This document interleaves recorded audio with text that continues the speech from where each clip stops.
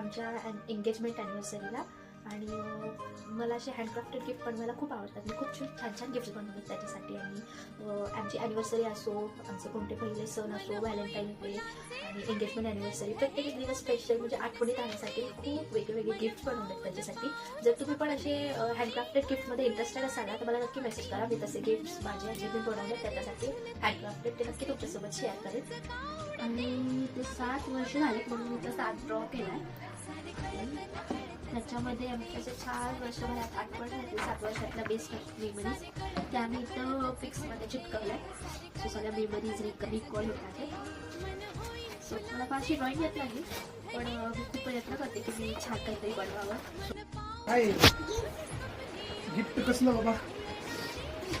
हा आई आणलंय होय. 7 वर्ष झाली आपल्याला. छान केलं.